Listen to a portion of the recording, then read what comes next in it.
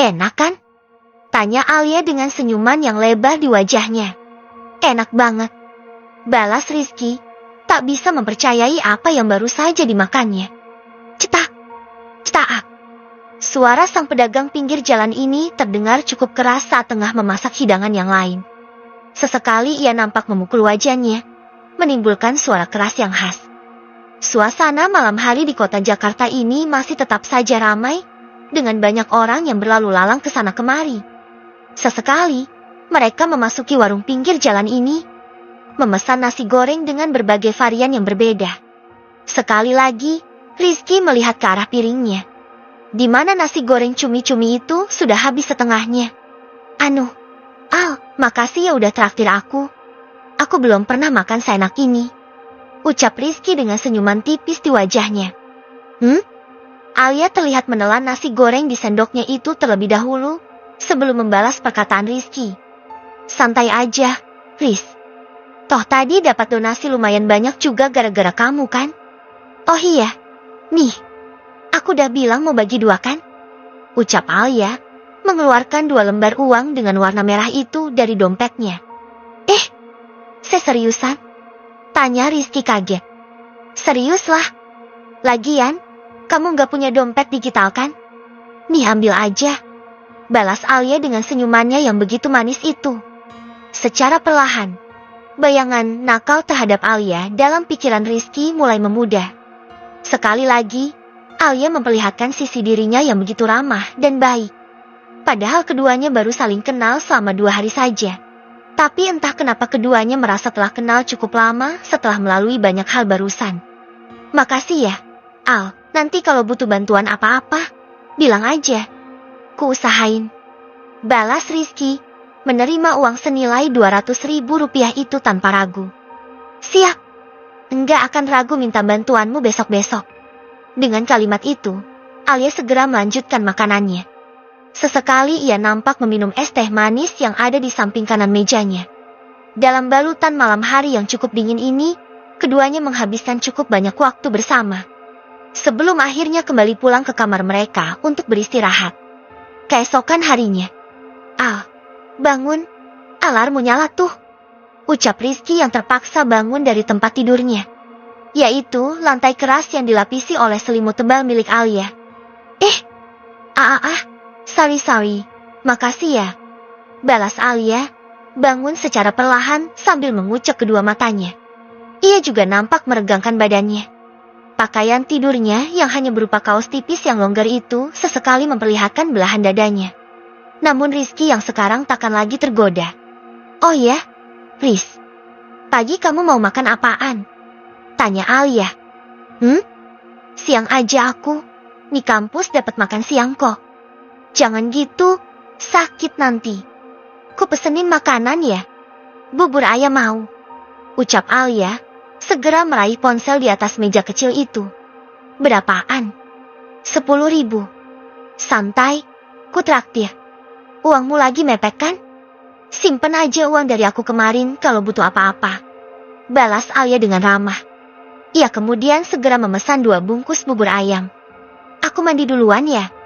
Kelas pagi banget aku. Lanjut Alia. Oke, makasih ya. Balas Rizky, yang hanya mendapat balasan berupa anggukan kepala sederhana. Setelah keduanya selesai mempersiapkan diri mereka di pagi hari ini, bubur ayam yang dipesan akhirnya tiba. Mereka berdua menikmatinya secara langsung di mangkuk plastiknya, menggunakan sendok plastik kecil yang juga disediakan. Riz, habis ini ngumpet bentar ya. Aku dijemput pacar aku soalnya. Ucap Alia.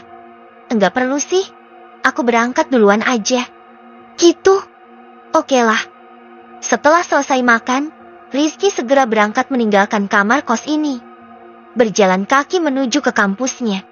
Dalam perjalanannya menuruni tangga rumah kos ini, Rizky berpapasan dengan sosok Reno. Jika dilihat dari dekat, Reno sendiri memang sedikit lebih tinggi dibandingkan dengan Rizky. Namun di sisi lain, tubuh Rizky juga lebih terlatih.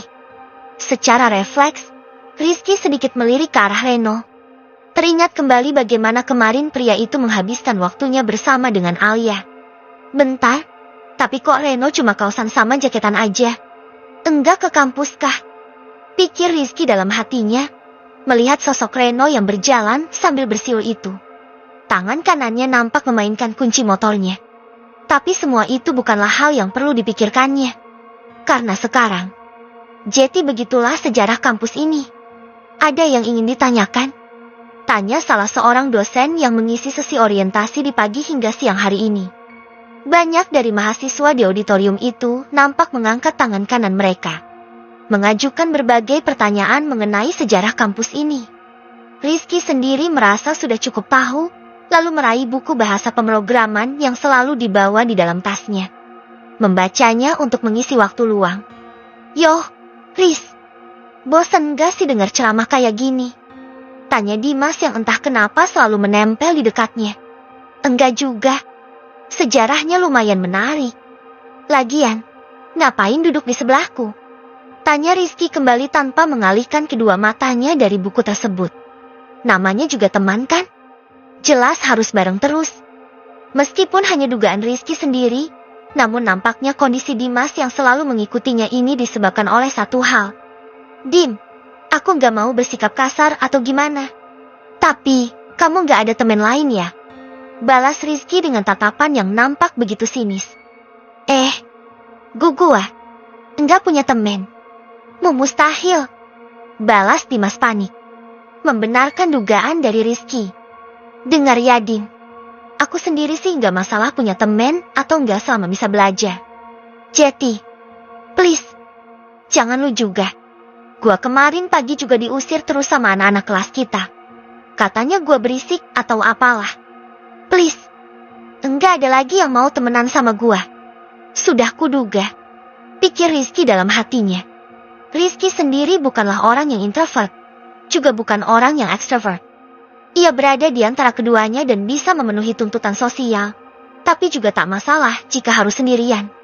Karena yang terpenting baginya saat ini adalah belajar dengan giat untuk memperoleh pekerjaan yang layak, sehingga bisa memperbaiki kehidupan keluarganya. Itu saja. Tapi melihat sosok Dimas yang nampak sedikit malang itu. Oke lah. Tapi tolong, aku lagi mau belajar. Balas Rizky sambil menghela nafasnya. Makasih Riz. The best dah lu. Terus nanti kita mau ngapain? Makan kantin yuk sebelum ramah. Katanya ada menu. Baru saja diingatkan, Dimas sudah kembali terus mengoceh tanpa henti. Membuat Rizky berpikir kalau wajar saja dirinya diusir terus oleh teman sekelas yang lainnya. Mengingat sikapnya yang sangat suka berbicara ini, menghiraukan seluruh kalimat yang dikatakan oleh Dimas, Rizky terus fokus pada buku pegangannya sendiri. Menambah pengetahuan sebanyak mungkin sebelum kelas benar-benar dimulai. Hingga tanpa disadari olehnya, acara orientasi hari ini telah berakhir. Mengakhiri kehidupan normalnya di kampus, untuk kembali ke kehidupan anehnya di kamar kos itu. Baru saja dipikirkan oleh Rizky. Ting! Sebuah pesan tiba-tiba masuk ke dalam ponselnya. Nama Alia terlihat jelas di layar kecil ponsel itu. Sorry, Riz. Pacar aku udah dateng. Jangan pulang dulu ya. Nanti malam sama pagi aku traktir lagi deh. Karena sedikit kesal, Rizky akhirnya membiarkan pesan Alia dalam status terbaca tanpa membalasnya. Walaupun Rizky sendiri tak masalah, mengingat ia hanya perlu bertahan selama 1 bulan bersama Alia sebelum akhirnya bisa pindah. Terus aku harus kemana sekarang? Tunggu, itu kan, gumam Rizky pada dirinya sendiri, setelah melihat sesuatu yang cukup familiar di pinggir taman itu.